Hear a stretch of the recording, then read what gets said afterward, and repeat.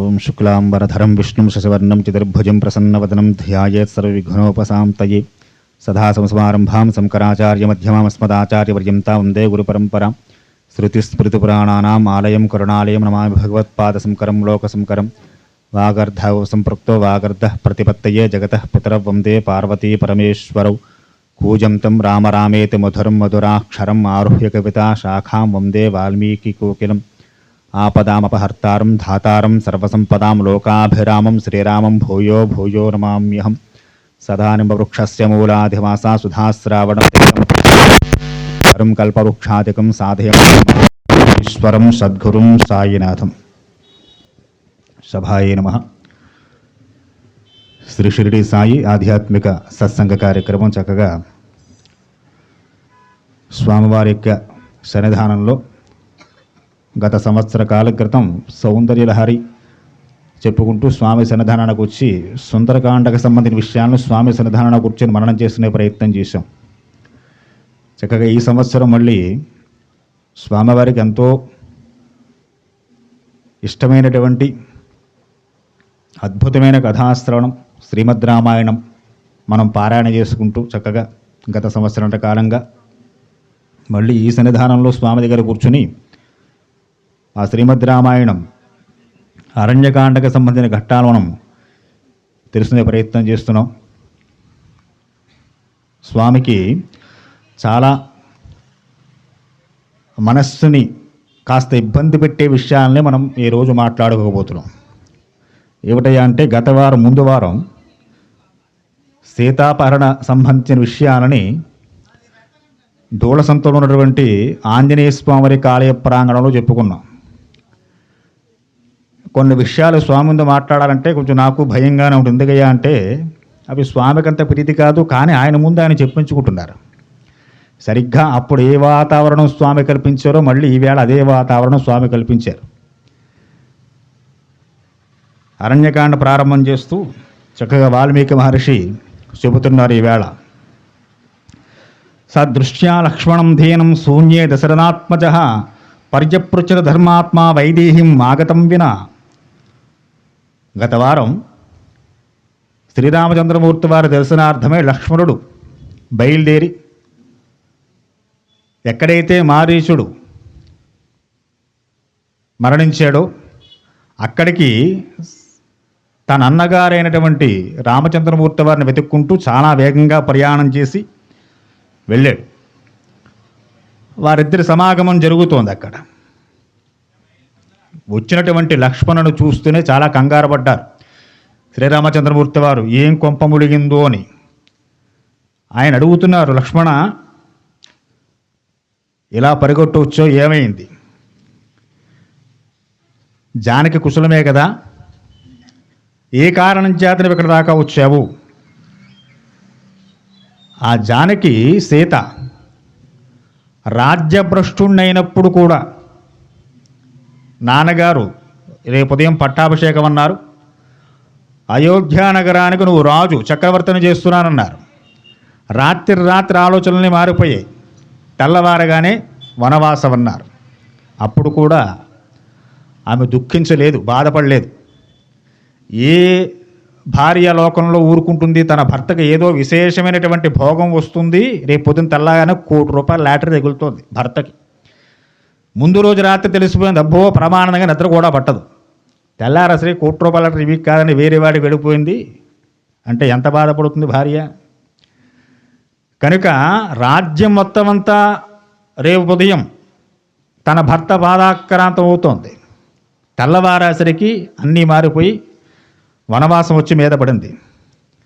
అలా నేను వనవాసానికి వస్తున్నప్పుడు కూడా ఆమె ఏమీ కించెత్ కూడా చెలించలేదు మహాతల్లి. ఆ జానకి కుశలమే కదా. పతిత్వం అమరాణం పృథివ్యాచ లక్ష్మణ తాం వినా తవపీయాభ్యం నేఛాయాం జనకాత్మజం. ఆ జనకుని యొక్క కూతురు నన్ను అనుసరించి ఈ దండకారణ్యంలో కష్టాలని ఓర్చుకుంటూ ఏమాత్రం కించెత్ కూడా ఆలోచన లేకుండా నా వెంట నడిచొచ్చి 13 ఏళ్ళు పూర్తయ్యాయి.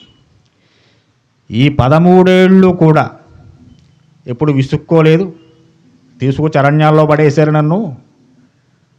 హాయిగా పుట్టింటికి పంపేసిన హాయిగా ఉందును మా నాన్నగారింట్లోనూ, మళ్ళీ మీరు వచ్చాక వద్దును, ఒక సుఖం లేదు, సంతోషం లేదు అని ఎప్పుడు అనుకోలేదు రా తల్లి. అయోధ్యలో ఉంటే ఎంత ఆనందంగా ఉందో అరణ్యంలో ఉన్న రాముల వారు కూడా అంతే సంతోషంగా ఉంది. అటువంటి సీత నాకు దూరమైతే లక్ష్మణ, రాముడు ప్రాణాలతో ఉండడు నాయన. బాగానే ఉంది కదా. నా ప్రాణాల కన్నా మిన్న జానకి వైదేహి. కాబట్టి నేను చేస్తున్న వనవాస దీక్ష వృధా కాదు కదా. పతిత్వం అమరాణం వా పృథివ్యాచాచ లక్ష్మణ, కచ్చిత్ జీవిత వైదేహి ప్రాణి ప్రీతరామమ, కచ్చిత్ ప్రతివాదం సౌమ్య నమే మిథ్యా భవిష్యతి. 14 ఏళ్ళు నాన్నగారు వనవాసాన్ని విధించారు మనకి. ఈ వనవాస దీక్ష భగ్నం కాలేదు కదా, తండ్రి మాటకి విఘాతం కలగలేదు కదా. ఇక్కడ కూడా రామచంద్రమూర్తి వారు చూడండి, తన దీక్షకి భగ్నం కలగకుండా తండ్రి ఆజ్ఞ 14 ఏళ్ళు వనవాసం చేసి రమ్మని. 14 ఏళ్ల కాలం రామలక్ష్మణుల వనవాసం. భార్య కనుక కూడా అనుసరించి వచ్చింది. ఆ వనవాస దీక్ష ఇప్పుడు వనవాసానికి వస్తూ రాముడు సీతమ్మ వారిని వెంట పెట్టుకొచ్చాడు. మళ్ళీ వెళ్ళేటప్పుడు కూడా దీక్ష అలాగే జరగాల. హనుమంతుడి వారి ప్రతిష్టా మహోత్సవం 3 రోజులు, 5 రోజులు, 9 రోజులు, 11 రోజులు చేసేవారు కూడా ఉన్నారు. దీక్ష అంటే ఏమిటి? ఎన్నాళ్ళు చెయ్యాలో అన్నాళ్ళు జరగవలసిన ప్రతి కృతువు చక్కగా జరుగుతూ సజావుగా పూర్తయ్యేదానికి దీక్ష అని పేరు. అందుకే ప్రతిష్టా మహోత్సవాలు దీక్షాధారణ చేయిస్తారు, కంకణాలు కట్టిస్తారు పేటలామి కూర్చునేవారు, ఋత్విజులు అందరూ కూడా. అంటే చక్కగా పూర్తవ్వాలి దీక్ష, ఏ విఘాతం కలగకుండా. రామచంద్రమూర్తి వారికి వనవాస దీక్ష ఇది. ఆయన ఏదో నాన్నగారు ఫారెస్ట్ టూర్ వెళ్ళమన్నారని చెప్పి అక్కడ బిల్డింగ్ కట్టు కూర్చోలేదు. ఇది వనవాస దీక్ష. ఈ దీక్షలో దంపతులుగా వచ్చాం, మళ్ళీ దంపతులుగానే తిరిగి వెళ్ళాలి, అది దీక్ష. కనుక నాయన, నా వనవాస దీక్ష దీనికి ఏం భగ్నం కలగలేదు కదా, ఈ దీక్షకి ఏమి పొరపాటాలేదు కదా. చూడండి, వనవాసంలో ఉన్నారు, రామలక్ష్మణుడు కలిసే ఉన్నారు, సీతారాములు సంతానం పొందలేదు. ఇది వనవాస దీక్ష. కనుక తండ్రి అయోధ్యలోంచి సింహాసనం ఇవ్వనని గంటేయమంటే ఇంకో రాజ్యానికి వెళ్ళి అక్కడ సింహాసనం కూర్చొని అక్కడ రాజ్యభోగాలు అనుభవించమని కాదు, ఆ రాజ్యంలో ఉండడం మానేమని కాదు. ఇది ఒక దీక్షనిచ్చారు నా తండ్రి. కాబట్టి లక్ష్మణ, ఆ వనవాస దీక్షకి భగ్నం కలగలేదు కదా. ఇది జీవిత వైదేహి గమిష్యామాశ్రమం పునః సువృత్తాయుధ వృత్తాసా ప్రాణాం సత్యాక్ష్మ లక్ష్మణ.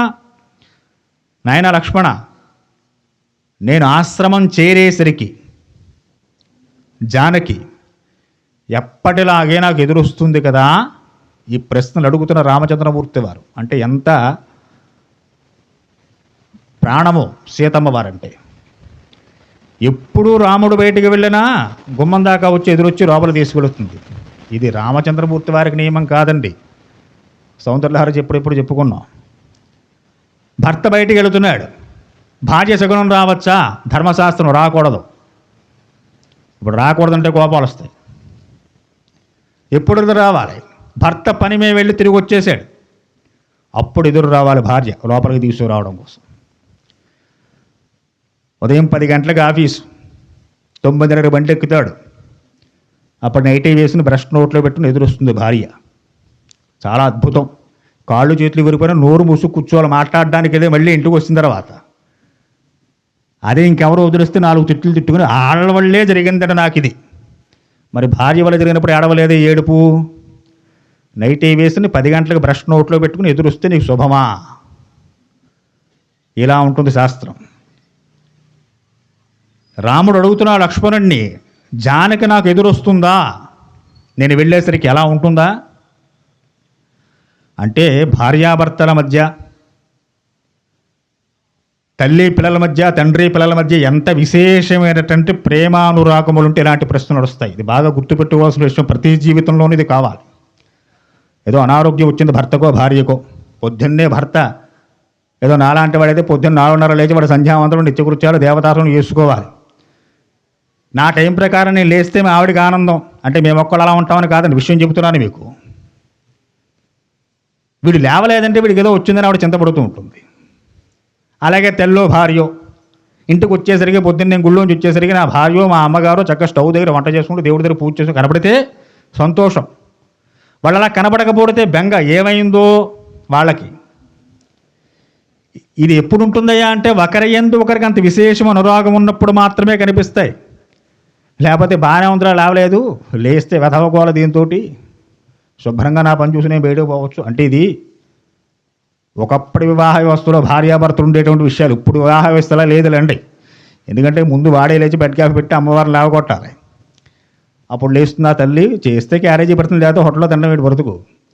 కానీ అటువంటి జీవితాల్లో మనం ఉన్నాం కాబట్టి ఇప్పుడు చాలా అరుదుగా కనిపిస్తాయి. రామాయణం వింటుంటే అయ్యో భార్యాభర్తలు ఎలా ఉంటారా, తండ్రి కొడుకులు ఎలా ఉంటారా, కుటుంబ వ్యవస్థ ఎలా ఉంటుందా, మాయదారసంతా ఇప్పుడు మాకు లేవే. ఒకడు లేకపోతేనే ఒకళ్ళు ఆనందంగా ఉన్నాం, తండ్రి లేకపోతే పిల్లలకు ఆనందం, తల్లి లేకపోతే పిల్లలకు ఆనందం, భర్త బయటకు వెళ్తే భార్యకు ఆనందం, భార్య ఊరు వెళ్ళిపోతే భర్తకు ఆనందం. ఇలాంటి వ్యవస్థలో ఉన్నాం మనం. కనుక రామాయణం మనకు చాలా విచిత్రంగానూ వింతగానో తోస్తుంది. ఇలాంటి భార్యాభర్తలు ఉంటారా మనకని. ఇది రామాయణం ఎలా ఉండాలో చూపిస్తోంది. కనుక లక్ష్మణుని ప్రశ్నించాడు రామచంద్రమూర్తి వారు. నేను మళ్ళీ ఆశ్రమానికి వెళ్ళే సమయానికి ఈ 13 ఏళ్ల కాలంలో ఎన్నోసార్లు జరిగింది ఆ సంఘటన. రాముడు ఎప్పుడు బయటికి వెళ్ళొచ్చినా అయోధ్యలో ఉన్నా సరే ఆయన గుమ్మం దగ్గర రాగానే అమ్మవారు ఎదురు ఇళ్ళు లోపలికి తీసుకొస్తుంది. కనుక లక్ష్మణ, నేను ఆశ్రమ ప్రాంగణానికి వెళ్ళేసరికి సా ప్రాణం సక్ష్యామి లక్ష్మణ, జానికలా ఎదురుస్తుందా నాకు. సుకుమారేచ బాలాచ నిత్యం చా దుఃఖదర్శిని మధ్వయోగేన వేదే వ్యక్తం శోచి దుర్మనా. లక్ష్మణ, నా మనసు చాలా చింతాక్రాంతమై ఉంది. ఇది దండకారణ్యం, రాక్షసుల బాధలు చాలా ఎక్కువగా ఉంటాయి. నువ్వు కూడా ఆశ్రమం విడిచిపెట్టి వచ్చేసావు. ఏం జరుగుతోందో అక్కడ ఆశ్రమంలో, ఏ రాక్షసుడు ఏ మాయలు పన్ని సీత దగ్గరకు వచ్చుంటాడో. నా కంఠస్వరం విని మారీచుడు చచ్చిపోతూ కేకబెట్టాడు, హా సీత హా లక్ష్మణ అని చెప్పి రాముడు కంఠం వచ్చేలాగా కేకబెట్టి చచ్చాడు వాడు. నా కంఠం విని నువ్వే పరిగెట్టుకు వచ్చావే, ఇక సీత పరిస్థితి ఏమిటి? నా కంఠం విన్నావు కాబట్టి నాకేమైందో నువ్వు పరిగెట్టుకొచ్చావు. ఒకవేళ నేను వెళ్ళమని కూడా సీత అని ఉండొచ్చు, ఆ కారణం చేత కూడా నువ్వు పరిగెట్టుకుని వచ్చి ఉండొచ్చు. నువ్వు రావడం తప్ప కాదు, కానీ నేను చెప్పిన మాట అతిక్రమించి వచ్చావు. దండకారణ్యంలో ఎక్కువగా రాక్షసులు తిరిగేటువంటి ప్రాంతాల్లో ఒక్క ఆడదాన్ని విడిచిపెట్టవచ్చు, అది భయం. కాబట్టి మన ఇంతకుముందే నాయన దుఃఖిత కరఘాతేన రాక్షస పిశతాసనా తైసీత నిహిత ఘోరే భవిష్యచ సంశయ. ఇంత కొంతకాలం క్రితమే కరదూషణాదుల్ని 14,000 మందిని మనం చంపాం ఆశ్రమ ప్రాంగణంలో. ఆ రాక్షసులు ఆ కక్ష ఏదైతే ఉందో తన మనస్సులో పెట్టుకుని ఎలాగైనా మనమే పగ తీర్చుకోవాలని చెప్పి కాచుకుని ఉంటారు, ప్రతీకార వాంఛతో ఉంటారు వారు. అదును కోసం, చక్కటి సమయం కోసం చూస్తూ ఉంటారు. కనుక అందులో భాగంగానే అనిపిస్తోంది, మరి వచ్చినవాడు మాయాలేడి కాదు, మాయాలేడిగా వచ్చాడు వాడు, మారీచుడే, జింక కాదు, లేడి కాదు, అది వాడు చచ్చాడు ఎక్కడంటే ఇక్కడ దాకా తీసుకొచ్చారంటే అక్కడ ఏదో జరుగుతూ ఉంటుంది. అక్కడ శంకిస్తున్నారు స్వామి. కాబట్టి కరదూషణాదులు మాంసభక్షకులు వారు, రాక్షసులంటే మాంసవేది ఉంటూ ఉంటారు. నేను ఎలాగో బయటకు వచ్చేసిన నా వెనకాల నువ్వు వచ్చావు, ఇప్పుడు సీత పరిస్థితి ఏమై ఉంటుంది అక్కడ అని చాలా చింతాక్రాంతులవుతున్నారు ఆయన. శృణుతే నయనం సవ్యం బాహుచ్చ హృదయం చమే దృష్ట్వా లక్ష్మణ దూరే త్వాం సీత విరహతం పది. సౌమిత్రి, సీతాదేవికి తోడు నీవు లేకుండా ఒక్కడవే ఈ దారి పెట్టుకుని వచ్చేసావు. నేను చాలా దూరంగా వచ్చాను, నువ్వు చాలా దూరం నుంచి నాకు కనిపించావు. నాకు కనిపించగానే నాకు కొన్ని అపశకునములు ఎదురయ్యాయి. ఏమిటయ్యా అంటే, నా ఎడమ కన్ను అదిరింది, ఎడమ బాహువులు అదురుతున్నాయి. పురుషుడికి ఎడమ వైపు భాగాలు అదురుతుంటే అశుభం, ఏదో జరుగుతుందని అర్థంట. శకున ప్రకటన కూడా ఉందండి రామాయణంలో. కాబట్టి నువ్వు దూరం నుంచి కనపడినప్పుడే నాకు అనిపించింది నా ఎడమ కన్ను వదులుతోంది, ఎడమ బాహు వదులుతోంది. ఇవేవో మనకు రాబోయే విపత్తును సూచిస్తున్నాయి ఈ శకునాలన్నీ కూడా. కాబట్టి ఏ ముక్త సౌమిత్రి లక్ష్మణ శుభలక్షణ భూయో దుఃఖమావశిష్టో దుఃఖితం రామమబ్రవీత్. నా మనస్సు చాలా వ్యాకుల చిత్తంగా ఉంది, ఏదో జరగకూడదు జరుగుతోందనిపిస్తోంది నాయన అని చెప్పి లక్ష్మణుడితో మాట్లాడుతున్నట్ట లక్ష్మణస్వామి వారు. నస్వయం కామరూపేణ అంతం త్వక్తాయ హామిమాగతా ప్రచోదితోగ్ని తత్ప్రాకాశమిగాహతా అరణ్యేన పరాకృష్టం హాసీతే లక్ష్మణేతి చ పరిత్రాహిత యద్వాక్యం మైథిలేశాశ్రుతం గతం. అన్నయ్య, నేను నా అంత నేనుగా నా బుద్ధిపూర్వకంగా ఇక్కడ దాకా రాలేదు. ఇక్కడి నుంచి మీ కంఠంతో హాసీతే లక్ష్మణేతి చ రెండు విశేషమైన కేకలు అరణ్యమంతా ప్రతిధ్వనించేలాగా హా సీత హా లక్ష్మణ అని చెప్పి మీ కంఠస్వరంతో వచ్చినటువంటి మాటలు విని సీత మా వదిన చాలా కంగారు పడింది. ఆమె సా తామరస్వరం శృత్వా తవ స్నేహిని మేధిలి గచ్చగచ్చేతి మామా రుదితి భయఫల. చాలా భయపడింది, కంగారు పడింది. ఆ తల్లి నన్ను తొందర చేసింది, నన్ను వెళ్ళమంది. నాయనా లక్ష్మణ, విన్నావా మీ అన్నగారి కంఠం? ఆయన ఏదో ఆపదలో చిక్కుకున్నారు, కాబట్టి తక్షణం బయలుదేరి వెళ్ళు అని చెప్పని. అప్పటికి అన్నయ్య నేను చెప్పాను వదిన గారికి, ఏమని? నతత్ పశ్చాత్మాహ్యం రక్షో యదశ్చ భయమాహేతు నిరుతా భవనాశ్చే సత్ కేవాప్యే ఉదాహృతం. అన్నగారి యొక్క పరాక్రమం ఎంతటితో బాగా తెలిసిన వాణ్ణి. రాముడు ఉత్తమ వంశ సంజాతుడు, విహృతం చ నీచం చ కథమార్యో విదాస్యతి త్రాహితి వచనం సీతే యస్రాయే త్రిససాసపి. మూడు లోకాల్లో ఎవరు రాముడు ముందు కూడా నిలబడలేరు, ఆయన పరాక్రమం బాగా తెలిసిన వాడిని. ఇక సాధారణ రాక్షసులు ఏమీ చేయలేరు ఆయన్ని. యుద్ధరంగంలో మా అన్నగారు ధనుస్సు పట్టుకు నుంచుంటే దేవేంద్రుడైనా సరే ఆయన ముందు నిలబడలేరు. ఇది సత్యం తల్లి. ఓ మంగళస్వరూపురాలా, ఎవడో ఒక దుష్ట రాక్షసుడు ఒక పన్నాగం పన్ని నన్ను కూడా ఇక్కడి నుంచి పంపించాలనేటువంటి ప్రయత్నంతో ఆ మాటలు మాట్లాడాడని చెప్పి నాకు అర్థమవుతోందమ్మా. కాబట్టి అమ్మా నువ్వు ధైర్యంగా ఉండు అని చాలా ధైర్యం చెప్పాను. ఎవరు? లక్ష్మణుడు వదిన గారే చెబుతున్నాడు. భావోమయతవాచ్యార్థం పాపయ వినేసిత వినశ్రేష్ఠే భ్రాతరం ప్రాప్తం చ త్వమాం అవాప్యసి. నేను ఎంత చెప్పినా కూడా ఆ తల్లి వినలేదు. నేను వినకూడనటువంటి, నేను అనకూడనటువంటి మాటలు, చాలా ఘోరమైన మాటలు ఆ తల్లి మాట్లాడింది. ఏమని? భావోమయతవాచ్యర్థం పాప ఏవ నివేశిత. నీ మనస్సులో ఏదో పాపపు ఆలోచన ఉంది. అన్నగారికి సేవ అనే వంకతో భరతుడే నిన్ను పంపాడు ఇక్కడికి. ఇంతకాలం కూర్చున్నావు, అన్నగారి పేడెప్పుడు విడగరవుతుందా, నన్ను ఎప్పుడు పొందుదామా అని చూస్తున్నావు. లక్ష్మణ, గుర్తుపెట్టుకో, రాముడు లేని క్షణంలో సీత లేదు. గోదాట్లో దూకుతాను, అగ్నిలో దూకుతాను. నహితే పరితుష్యామి త్వక్త యజ్ఞాసమేధిలీం క్రుద్ధయా పురుషం శ్రుత్వా శ్రీయాచ్యత్వం ఇహాగతః. చాలా క్రోధంతో, ఆవేశంతో ఆ తల్లి నేను చెప్పకూడని, వినకూడని మాటలు మాట్లాడిన కారణం చేత క్రుద్ధుడునై చాలా బాధపడి విడవలేక వెనక్కి చూస్తూ, అన్నయ్య ఇక్కడ దాకా వచ్చానని చెప్పేట. స్వామి చెబుతున్నారు, ఎంత పనిచేసేవరా లక్ష్మణ. క్రోధంలో, ఆవేశంలో ఉన్న స్త్రీ ఏం మాట్లాడుతుందో, ఎలా ప్రవర్తిస్తుందో తెలియని వాడేవా నాయనా నువ్వు. సాధారణంగా కోపంలోనూ, ఏదో చిరాకులోనూ అనకూడని మాటలు, పరుషమైన మాటలు స్త్రీ సహజ స్వభావం చేత మాట్లాడుతుందిరా. అవి పట్టించుకుని ఆ జానకిని ఒంటరిగా వదిలిపెట్టి వచ్చేసేవా నాయన. సీత పలికిన మాటలకి నువ్వు అన్నగారిని నా ఆజ్ఞను అతిక్రమించి వచ్చావు. ఆవిడ మాట్లాడడం తప్పు కాదు, నువ్వు వినడం తప్పు కాదు, నీకు కోపం రావడం తప్పు కాదు. కానీ ఎప్పుడు అన్న మాట జవదాటని లక్ష్మణుడు మొట్టమొదటిసారి అన్నగారి మాట జవదాటి వచ్చాడు. ఇది ప్రమాదం. ఇక్కడుంది నాయన, మొట్టమొదటిసారి నా మాట ఉల్లంఘించావు. అలా చేసి నువ్వు చాలా గొప్ప తప్పిదమే చేసావు సుమా అన్నారు స్వామి. ఏం చేస్తాడు చెప్పండి పాపం ఆయన. అన్నగారి మాట కాదంటే అన్నగారి మాట కాదన్నావురా నువ్వు అని చెప్పి ఈయన తిడుతున్నాడు.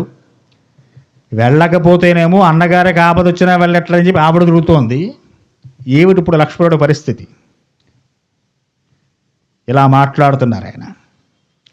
ఉద్భన్న వివేగేన విక్షపన్ రఘునందన తత్రో జటాస్థాన అభివీక్ష్య సమం తతః.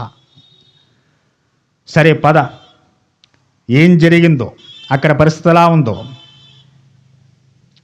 అని చెప్పి చాలా పెద్ద పెద్ద అడుగులు వేసుకుంటూ రామలక్ష్మణులు తాముండే పర్ణశాలవే ప్రయాణం చేస్తున్నారు. దదర్శ పర్ణశాలం చ రహితం సీతయా తదా స్త్రియా విరహితం దృష్ట్వాం హేమంతే పద్మినీమివ వృదంతమి వక్చేవం మ్లామ పుష్పం గదిద్విజ స్త్రియా విహీనం విధ్వంసం సత్యవక్తవిచేతం. చాలా వేగంగా పెద్ద పెద్ద అడుగులు వేసుకుంటూ ఆ దారినంతా ప్రయాణం చేస్తూ చాలా వేగంగా ప్రయాణం చేసి వచ్చారు. వారు వచ్చే సమయానికి ఆశ్రమం దగ్గర ఎక్కడా సీతాదేవి కనపడలేదు. ముందే చెప్పారు రామచంద్రమూర్తి వారు. ఈయన వచ్చేసరికి అమ్మవారు ఏ పనిలో ఉన్నా గబగబా బయటకు వస్తుంది తన భర్త వస్తున్నారు అనగానే. అటువంటి ఎదుర్కోళ్ళు ఏమీ లేవు అక్కడ. ఆశ్రమ ప్రాంగణం అంతా చాలా నిశ్శబ్దంగా ఉంది. ఎక్కడ పక్షుల కలకర్రావాలు లేవు, జంతువులు కదలికలు లేవు, ఏమీ లేవు అక్కడ. విప్రకీర్ణాజనం కుశం విప్రవిద్ధంచ వికటం దృష్ట్వా శూన్య నిజాస్థానం విలాలాస పునః. గత వారం చెప్పుకున్నాం, రావణాసురుడు వచ్చి సీతమ్మ వారిని అపహరించడం కోసం ముందు మారువేషంలో వచ్చి తర్వాత తన స్వరూపాన్ని పొందిన తర్వాత అక్కడ ఉన్నటువంటి జంతువులు పక్షులు అన్నీ చాలా కంగారు పడ్డాయి. గోదావరి కూడా తన ప్రవాహాన్ని మందగించిందని చెప్పుకున్నాం. కనుక ఆ భయంలో ఉండిపోయే వృక్షాలు కూడా ఆ రావణాసురు స్వరూపాన్ని చూసి భయపడిపోయి శోభావిహీనంగా ఉన్నాయి. ఎక్కడా ప్రకృతిలో కూడా అందం లేదు. గతా విచేతం పుష్పాణి పలాసాచ వా పునః అథవా పద్మినీయాత జనార్దం వావదాగతం. స్వామివారు వచ్చారు, ఆశ్రమం లోపల బయట తిరిగారు. సీతమ్మవారు ఎక్కడన్నా ఉందా అని చెప్పని ఎక్కడా కనపడలేదు. పెద్ద పెద్ద కేకలు పెట్టారు, సీతా సీత అని చెప్పని. వృక్షాద్ వృక్షం ప్రధవాన్సే గిరిచ్ఛాంద్రిం నదానిధిం బభూవ విలపం రామ శోకార్ణవరిప్లుత.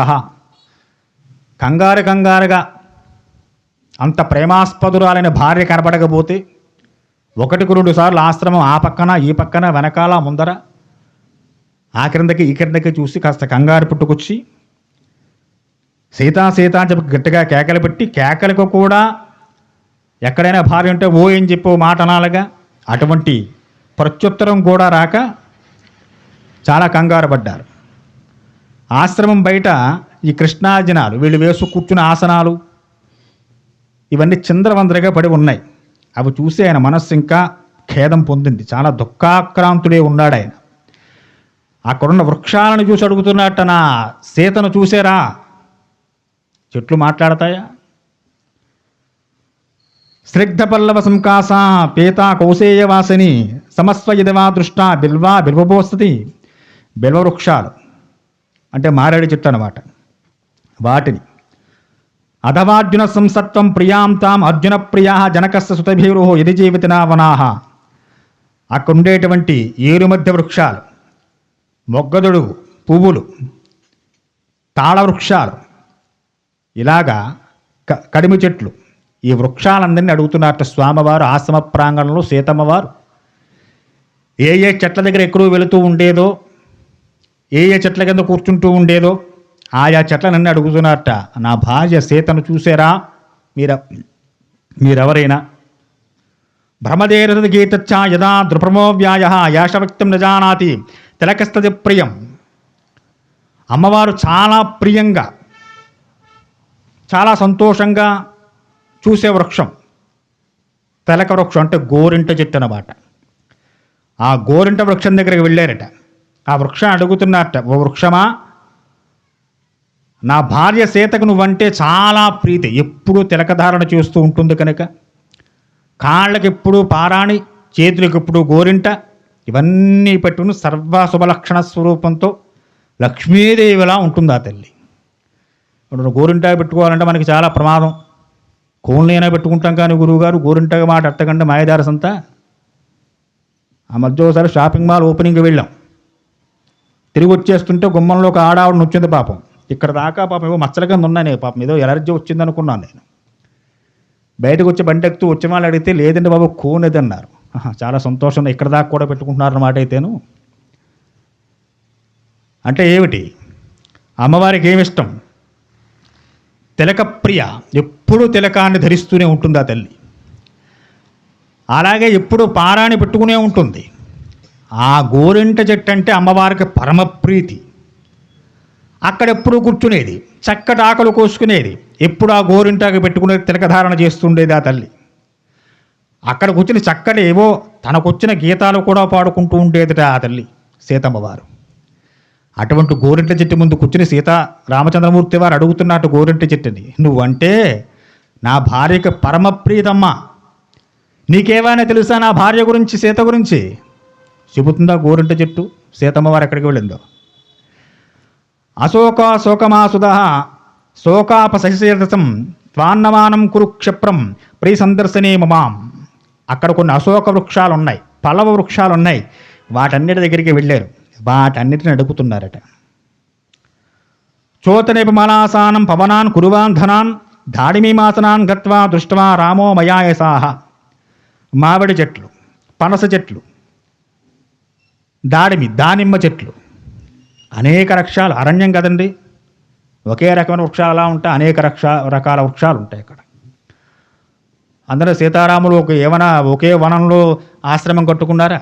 రకరకాల చెట్లు, రకరకాల పుష్పాలు ఉండేటువంటి చక్కటి ప్రదేశం లక్ష్మణస్వామి చూస్తే అక్కడ ఆశ్రమం నిర్మింపజేశారు.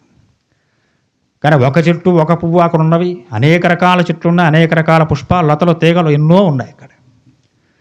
కనుక వాటన్నిటినీ స్వామి అడుగుతున్నారట. మామిడి చెట్టుని అడిగారు, పనస చెట్టుని అడిగారు, కేతకే వృక్షాన్ని అడిగారు, ఉమ్మత్త తీగలను అడుగుతున్నారు స్వామి. సీతను చూసారు ఎక్కడైనా మీరు? అథవా మృగసాభక్షం మృగ జానాసి మేధిలీం మృగ విక్షేపణీం కాంతా మృగభీ సహితీ భవేత్. అమ్మవారు కొన్ని లేడి పిల్లలతో కలిసి ఆడుతూ ఉండేది. ఆశ్రమ ప్రాంగణంలో వస్తే చేతితో పట్టుకోవడం, నడ్డిమీ నిమురుతూ ఉండడం, ఇలాంటివి చేస్తూ ఉండేది 13 ఏళ్లలోనూ. అలాంటి లేళ్ల గుంపులు చాలా దూరంగా ఉంటే అవి బెదిరిపోతున్నాయి. రావణాసురుడు అంతకుముందే వచ్చి వెళ్ళాడు. మాయదారసంతా మారీచుడు వచ్చి వాడి వేషం వేసుకొచ్చి అపహరించిపోయాడు. వాటికి భయం, రాముడు ఏం చేస్తాడో. మా వేషం వేసుకొచ్చాడు, మా మేకప్ అంతా వేసుకొచ్చాడు మారీచుడు, యథవీడు. రాముడికి తెలుసు మా వేషం వేసి వచ్చినవాడు మామే కూడా కోపం ఉంటుందేమో ఆయనకి, మహానుభావుడికి. ఆ లేళ్ళు దూరంగా తిరుగుతున్నాయట. ఆ లేళ్ల గుంపులను అడుగుతున్న రామచంద్రమూర్తి వారు, సీతను చూశారా మీరు? కనపడిందా మీకు ఎక్కడన్నా మైథిలి? సీతా కౌసయ్యకేవాసి సూచిత వరవర్ణని ధాన్యశ్యామయా దృష్ట్వా తిష్టేర్జస్సాహృతం. చాలా తిరిగారు. సీత ఎక్కడున్నావు? ఒకవేళ మమ్మల్ని ఆట పట్టిస్తున్నావా? ఎక్కడైనా ఏ తీగల మధ్యలో పొదల మధ్యలో దాంకుని నేను కనబడకపోతే నా భర్త ఎలా ఉంటాడని చెప్పి చూడాలని ఏమైనా నీకు కుతూహలం కలిగిందా? ఒకవేళ భార్య దూరమైనటువంటి భర్త ఎలా ఉంటాడు, అందున నా భర్త రాముడు ఎలా ఉంటాడు, నా ఎందుకు ప్రేమ ఎంత ఉందో చూద్దామని చెప్పి అనుకుంటున్నావా నువ్వు? సీత, నా బహిప్రాణము నువ్వు. కాబట్టి అలా ఎక్కడైనా దాక్కుని ఉంటే సీత తొందరగా నాకు కనపడు, నా మనసు చాలా చింతాక్రాంతమై ఉంది అని చెప్పి చాలా స్వామివారు. అదృష్ట్వా తత్ర వేదేహి సన్నిదీక్ష చ పర్వసః ఉవాచ రామ ప్రత్యుక్త్య ప్రగృహ రుచిభూముజ. సీత సీత అని కేకలు వేసుకుంటూ ఆశ్రమాన్ని వీడి క్రిందకు వచ్చి ఆ కొండే నదులు, చిన్న చిన్న కాలవలు ఇవన్నీ వెతుకుతున్నారట. సీతాయ రహితోహం వై నహి జీవామి లక్ష్మణ మృతం శోకేన మహత సీత హరణేజమాం పరలోకే మహారాజో మానం ద్రక్షతి మే సత. లక్ష్మణస్వామితో అంటున్నారు రామచంద్రమూర్తి వారు, లక్ష్మణ, సీత లేకుండా నేను జీవించి ఉండలేను. ఆమెతో ఎడబాటు చాలా విశేషమైన శోకాన్ని ఇస్తోంది. ఆ శోకంతో నేను స్వర్గస్థుణ్ణైనా కూడా ఆశ్చర్యపోవక్కర్లేదు. ఒకవేళ అలా నేను కనుక స్వర్గస్థుణ్ణయితే, మా నాన్నగారు ఆల్రెడీ ముందు వెళ్ళి అక్కడ కూర్చున్నారు స్వర్గంలో. ఆయన్ని స్వర్గంలో నిలబెట్టడం కోసమే కదా ఈయన ఇక్కడ దాకా వచ్చింది. వచ్చి నన్ను చూసి అడుగుతారు, ఏరా రామ ఎలా వచ్చావు నువ్వు? నీకు 14 ఏళ్ళు వనవాసం విధించేనే, పూర్తి కాకుండా వచ్చావు, నన్ను పాపకోపంలో పడేసావు నా మాట ఉల్లంఘన చేసి అని చెప్పి మా తండ్రి కూడా తిడతారు నన్ను. అక్కడ ఇక్కడ సుఖం ఉండదు. శరీర త్యాగం చేసి స్వర్గానికి పోయిన తండ్రి కూడా నన్ను ఆగ్రహిస్తారు. లక్ష్మణ, ఆయనకి ఏ సమాధానం చెప్పనరా వెళ్ళి నేను అక్కడ? ఒకవేళ సీత కనపడక రాముడు శరీరం విడిస్తే, స్వర్గలోకంలో తండ్రి ప్రశ్నిస్తే, తండ్రి వేసే ప్రశ్నకి రాముడి దగ్గర సమాధానం ఏది? 14 ఏళ్ళు పూర్తిని వనవాసం చేసి తిరిగి రారా అంటే 13వ సంవత్సరంలో నా దాకా వచ్చేవరా అని చెప్పి తిడతాడు ఆయన నన్ను. కామావర్తం అనార్యం మా వృషాహి వాదనేవచ దిక్త్వామితి పరలోకే వ్యక్తం యక్షసమే పిత. నా తండ్రికి ఏ సమాధానం చెప్పను. ఆయన కూడా నన్ను అసహ్యించుకుంటారు. నా ముఖం చూడడానికి ఇష్టపడరు మా నాన్నగారు. ఆయన చెప్పిన పని చేస్తేనే మా తండ్రి గారు నన్ను ఆదరిస్తారు. ఆయన తండ్రికి ఇష్టమయ్యే పని చేయడమే రాముడికి కూడా ఇష్టం. తండ్రి కూడా చెప్తే రాముడు కూడా చెయ్యడు. ఆ తండ్రి చెప్పిన మాట నిలబడడం కోసమే 14 ఏళ్ల కాలం పాటు వనవాసమైన ఆనందంగా భరించి వచ్చాడు రాముడు. లక్ష్మణ, అటువంటి నా తండ్రే స్వర్గలోకంలో నా ముఖం చూడకపోతే ఎందుకురా నేను? మా విషాదం మహాబోహో కురు యత్నం మయా సహా ఇదం చహివనం సూర బహుకంతక శోభితం. నాయన, ఈ విషయాలన్నీ రాముడు వారు చెప్పారు. లక్ష్మణుడు రామచంద్రమూర్తులను ఓదారుస్తూ చెబుతున్నారు, ఓ మహాబాహు, దుఃఖించకండి, మన ఇద్దరం కలిసి వెతుకుదాం సీతమ్మ వారిని. మీ వెనక నేను ఉన్నాను, మీరేం భయపడద్దు, అధైర్యపడవద్దు, మీ మనస్సును దిట్టంగా ఉంచండి. అమ్మవారు మనకు కనపడకుండా ఎక్కడో దాంకుని ఉండొచ్చు, పరిహాసంగా మన కాస్త పరిహసిద్దామని, లేదా ఈ దగ్గరలో నదీ స్నానానికి వెళ్ళి ఉండొచ్చు, లేదా ఈ దండకారణ్యం విశేషమైనటువంటి పుష్పాలు ఇంకా కనిపిస్తూ ఉంటాయి కాబట్టి ఇంకా చిత్ర విచిత్రమైన పుష్పాలు ఏరి కోరి తెచ్చుకోవడం కోసం అమ్మవారు ఇంకా వనంలో దూరంగా వెళ్ళి ఉండొచ్చు. కాబట్టి అన్నయ్య, వెతుకుదాం మనం, కంగారు పడకండి మీరు అని చెప్పి పాపం ధైర్యం చెప్తున్నాడు. ఆయన మాత్రం ఏం చేయగలడు? ధైర్యం చెప్తున్నాడు. లేదా మనం అసలు నిజంగా అమ్మవారిని పట్టుకోగలమా లేదా, గమనించగలమా లేదా అంటే ఇంతవరకు రాముడు లక్ష్మణుడు ఇద్దరూ పర్ణశాల వదిలి వెళ్ళిన రోజులు లేవు. ఇదే ప్రప్రథమం ఇద్దరూ వెళ్ళిపోవడం పర్ణశాల నుంచి. ఇద్దరం వెళ్ళిపోయాం కాబట్టి అమ్మవారు మన ఏదో కాస్త పరీక్షిద్దామని చెప్పి ఇక్కడ ఆశ్రమ ప్రాంగణం దాటి పక్కనున్నటువంటి అరణ్య ప్రాంతంలోకి వెళ్ళి ఉందేమో ఒకవేళ, మనం చూస్తామా లేవా అని. కాబట్టి అన్నయ్య, బెంగపెట్టుకోవద్దు, మనం అలా కూడా ప్రయత్నం చేద్దాం. తవ్వనాన్ని గిరించేవ పరితచ్చ పరాంశ నిఖిలేవ విధానస్వం సీతాం దశరథాత్మజవు. అన్నదమ్ములిద్దరూ కూడా నిర్ణయం చేసుకున్న వారే, విసుగు చెందకుండా అక్కడుండే వనాలు, పర్వతాలు, నదులు, సరస్సులు ఇవన్నీ తిరగడం ప్రారంభం చేశారట. ఎక్కడైనా సీత కనిపిస్తుందని. తస్త శైలస్య సామాని గుహాచ శిఖరాణి చ నిఖిలేవ వినాచవు నైవా తామభిజక్తుదు. పెద్ద పెద్ద గుహలు, ఆ గుహల్లో కూడా వెతికారు. అంతకుముందు మారేవచన గుహలోనే దాముకోమని చెప్పాడు శ్రీరామచంద్రమూర్తివ లక్ష్మణుని సీతాదేవిని.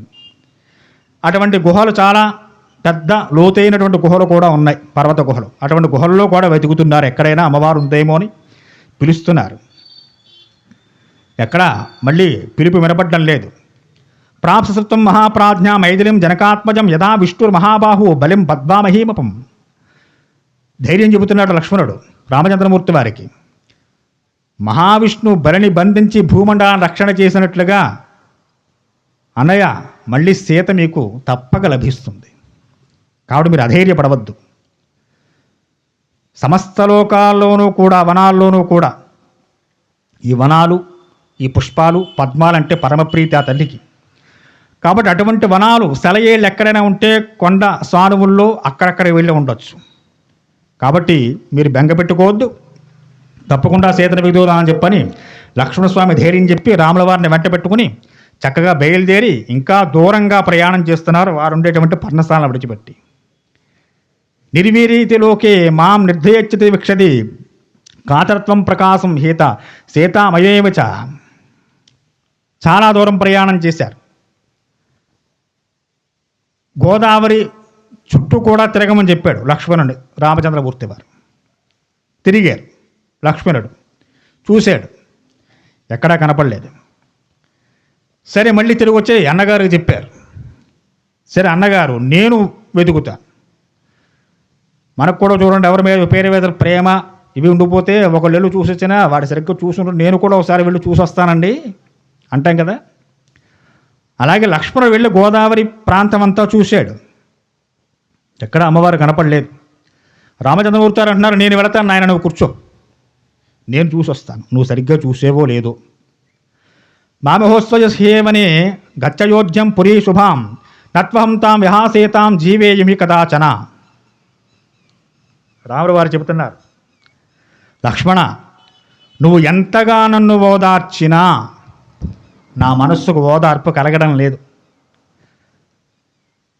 నువ్వేం చేస్తావంటే చక్కగా ఈ వనాన్ని నన్ను విడిచిపెట్టి అయోధ్యకు వెళ్ళిపో, నేను ఇక్కడే ఉండిపోతాను. నువ్వు అయోధ్యకు వెళ్ళిపోయే చక్కగా కైకమ్మ కోరిక నెరవేరిందని చెప్పు, ఇక రాముడు తిరిగి రాడు. ఎందుకు వస్తాడు ఇక ఆయన? భరతుడిని పట్టాభిషక్తుడిగా ఇవ్వమని చెప్పాక ఆయన ఎక్కడో నందిగ్రామంలో ఉండిపోయాడు మహానుభావుడు. ఇక భార్య లేకుండా రాముడిలాగా పదవిలో కూర్చుంటాడు. పైగా లేకపోవడం ఎలా లేకపోయాడు? తన అసమర్థత చేత, తన చేతగానే తన భార్యను పోగొట్టుకున్నాడు రాముడు. ఆవిడ స్వర్గస్థురాలే ఉంటే వేరే విషయమేమో, అలా కాలేదు. కనుక నువ్వు శుభ్రంగా వెళ్ళిపో, అయోధ్యకు వెళ్ళిపో, భరతుడిని పట్టాభిషక్తులు చేయి. మా తల్లి కౌసల్యాదేవిని పిలిచి ఆమె కాస్త నెమ్మదిగా చెప్పు, సీతమ్మ వారు కనపడకుండా వెళ్ళిపోయారు, ఆవిడ కనపడిన తర్వాత తిరిగి వస్తా అన్నాడు అన్నయ్య, నువ్వు ధైర్యంగా ఉండమ్మా అని చెప్పి కౌసల్యామాతకు చెప్పు. ఆమె కంట కనపడుతూ ఉండు. ఇంకో విషయం కూడా లక్ష్మణ, నా తల్లికి కైకమ్మకు దాస్యం చేసేటువంటి పరిస్థితి కూడా ఉండదు. ఎందుకంటే పుత్రుడు లేని శోకంలో ఉంటుందిగా నా తల్లి. శోకంలో ఉన్న వారితో సేవ చేయించుకోరుగా ప్రభువులు. కనుక ఇది కూడా తప్పుతుంది మా తల్లికి. కాబట్టి లక్ష్మణ నువ్వు అయోధ్యకు వెళ్ళినాయన, నేను మాత్రం అయోధ్యకు రాలేను. ఒకవేళ నేను అయోధ్యకు వచ్చిన అయోధ్యానగర వాసులంతా అడుగుతారు, వెళ్ళినప్పుడు ఇద్దరు వెళ్ళారు సీతారాములు, ఇప్పుడు ఒక్కరికే వచ్చేవేరా అని చెప్పి అడుగుతారు. ఏం చెప్పను ప్రజలకి నేను? మా మామగారు జనక మహారాజు గారు అల్లారు ముద్దుగా పెంచుకున్నారు వాళ్ళ అమ్మాయిని. 14 ఏళ్ళు పూర్తి చేసుకుని మా అల్లుడు వచ్చాడు రాజ్యానికి అని చెప్పి మామగారు చూడ్డానికి వస్తాడు. వచ్చినప్పుడు అడుగుతాడు మా అమ్మాయి ఏది అని చెప్పని. ఆయనకి ఏం సమాధానం చెప్పను నేను? ఎంతో ప్రేమాస్పదంగా పెంచుకున్నాడు జనకుడు జానకిని. అటువంటి పరమ సుకుమారి పద్మాక్షి అలాంటి కూతుర్ని దయ లేకుండా అరణ్యాల్లో ఎలా వెళ్ళిపోయిందో ఎక్కడికి వెళ్ళిపోయిందో కూడా తెలియకుండా విడిచిపెట్టి వచ్చేవే అని చెప్పి జనక మహారాజు అడిగితే నేనేం చెప్పను ఆయన. కాబట్టి నీ అరణ్యాల్లో పడి తిరుగుతూనే ఉంటాను, నువ్వు హాయిగా అయోధ్యకు వెళ్ళిపో. లక్ష్మణస్య వచం శ్రుత్వా ధేన సంయతో మహా రామం సభచక్రామా స్వయం గోదావరీం నది. ఈ విషయాలన్నీ చెప్పారు లక్ష్మణస్వామి వారికి. చెప్పిన తర్వాత లక్ష్మణుడు కూడా కాస్త ఆ మాటలు పాపం ఏం చేస్తాడో ఆయనకి తీవ్రమైన దుఃఖం కలుగుతుంది. ఫోన్లు ఉన్నాయో ఏమున్నాయి, సీతమ్మ వారు ఫోన్ చేసి ఇక్కడ ఉందో అయ్యోయ్ అని చెప్పడానికి, గూగుల్ మ్యాప్ పెట్టి వెళ్ళిపోవడానికి లేవుగా. ఎక్కడ ఉందో తెలియదు, ఎలా ఉందో తెలియదు. రావణాసురు అపహరించిన విషయం కూడా ఇంకా తెలియదు పాపం వీరికి.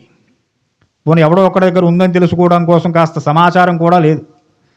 అరణ్యంలోకి వేటకు వెళ్ళారు, తిరిగి వచ్చేసరికి అమ్మవారు లేదు. చాలా వెతుకుతున్నారు, ఎక్కడ వెళుతున్నా కనబడడం లేదు.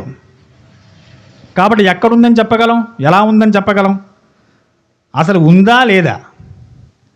ఏ రాక్షసుడైనా తీసుకువెళ్ళిపోయారా లేకపోతే భక్షించేశారా?